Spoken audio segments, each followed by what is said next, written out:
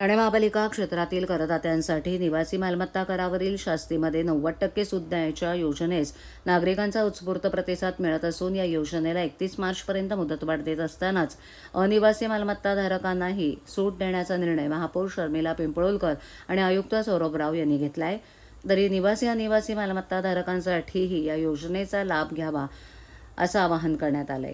आज झालेल्या विशेष अर्थसंकल्पीय सभेत सभागृह नेते हणमंत जगदाळे यांनी मालमत्ता कर भरण्यास मुदतवाढ देण्याची सूचना मांडली. याला विरोधी पक्षनेते अशरफ शानू पठाण आणि शिवसेना गटनेते पवन कदम यांनी अनुमोदन दिलं.